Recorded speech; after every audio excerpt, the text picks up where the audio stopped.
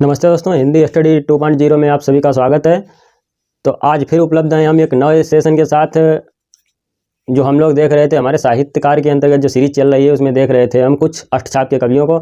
उन्हीं में से आज एक और कवि को लिया है जिनमें है आज परमानंद दास। तो देखते हैं परमानंद दास का क्या जीवन परिचय है, इनके जीवन से संबंधित क्या विशेषताएं और इनकी रचनाओं से संबंधित कुछ बातें करेंगे। तो आइए शुरू करते हैं परमानंद दास को। तो इनका जन्म कब हुआ था? 1593 ईस्वी में। कब हुआ था? 1593 ईस्वी में। कहाँ हुआ था? कन्नौज में हुआ था। और कन्नौज के कान्यकुब्ज जो ब्राह्मण परिवार था उनमें इनका जन्म हुआ था। किसका? परमानंद दास जी का।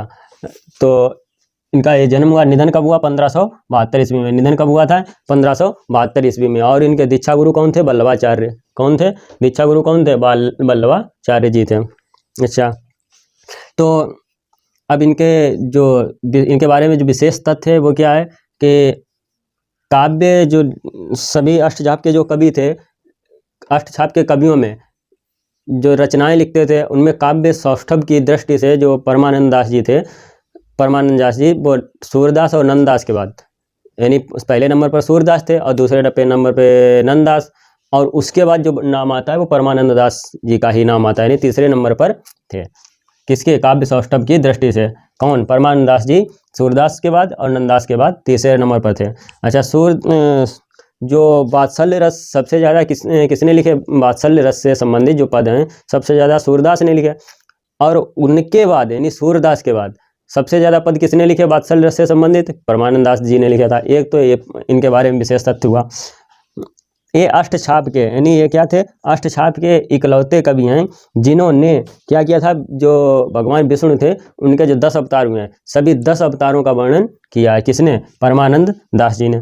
अब ये तो थे कुछ इनके बारे में विशेष तथ्य या विशेष पॉइंट। अब इनके बारे में और कुछ पॉइंट देखते हैं। तो आइए देखते हैं अगले पॉइंट क्या है।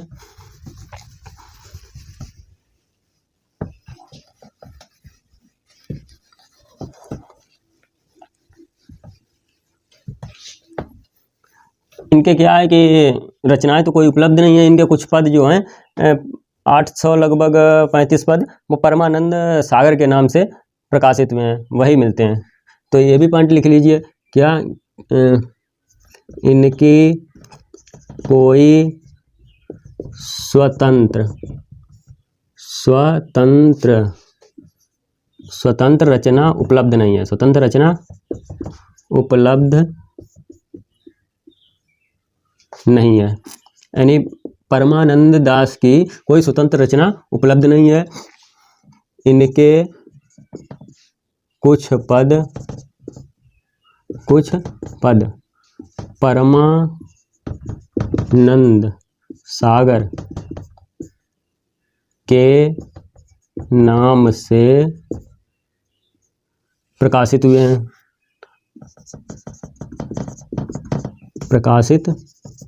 हुए हैं। यानी इनकी कोई स्वतंत्र रचना उपलब्ध नहीं है। और कुछ जो पद हैं वो परमानंद सागर के नाम से प्रकाशित हुए हैं। वो कुल कितने पद हैं? 835 पद। यानी कुल पद बराबर कितने हैं? कुल पद बराबर 835 जो पद हैं वो परमानंद सागर में मिलते हैं। तो ऐसे याद रख लीजिएगा, 835 पद परमानंद सागर में मिलते हैं। अगला एक कथन भी है रामचंद्र शुक्ल जी का कि वात्सल्य में परमानंद दास जी को तन्मयता है, यानी प्रसिद्धि प्राप्त है। किसको? परमानंद जी को। किसमें? वात्सल्य में। वह सूर्य के समकक्ष ठहरती है। तो ये भी लिख लीजिए, यानी वात्सल्य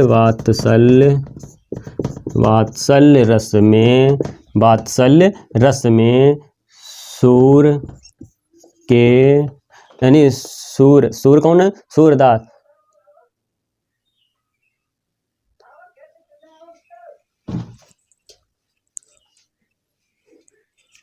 सूर्य के बाद इन्हीं को श्रेष्ठता मिली है। सूर्य के बाद इन्हीं को श्रेष्ठता मिली है। अच्छा, वह जो है सूर्य के समकक्ष ही ठहरती है। सूर्य के समकक्ष ही ठहरती है, सूर्य के समकक्ष। सूर्य कौन है? सूर्यदास जी, सूर्यदास के समकक्ष ही ठहरती है। और कहीं कहीं क्या होता है कि सूर्य जो है उनसे भी अधिक हो जाती है, यानी लिख लीजिए कहीं कहीं, कहीं कहीं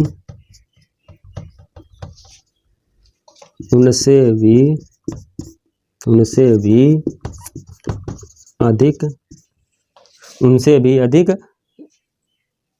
है। ये कथन है किसका? आचार्य रामचंद्र शुक्ल जी का। आचार्य रामचंद्र शुक्ल जी, ये कथन हुआ रामचंद्र शुक्ल जी का। क्या है? इनकी कोई स्वतंत्र रचना तो उपलब्ध नहीं है। और परमानंद सागर में जो इनके 835 पद हैं वो उपलब्ध हुए हैं, यानी परमानंद सागर के नाम से इनकी जो रचना प्रकाशित हुई 835 पद वो मिले हैं। और क्या हुआ कि एक कथन है रामचंद्र शुक्ल जी का कि वात्सल्य के बाद इन्हीं का नाम सब श्रेष्ठ है, या इन्हीं को श्रेष्ठता प्राप्त है। और सूर्य के समकक्ष ही, यानी सूर्यदास के ही समकक्ष ठहरती है, सूर्यदास के समकक्ष ठहरती है। और कहीं कहीं क्या होता है कि सूर्यदास से भी अधिक इनको श्रेष्ठता मिली है। किसको? परमानंद दास जी को। कथन किसका है? रामचंद्र शुक्ल जी का। तो ये तो हमने देखा परमानंद जी को। अब मिलते हैं नेक्स्ट क्लास में।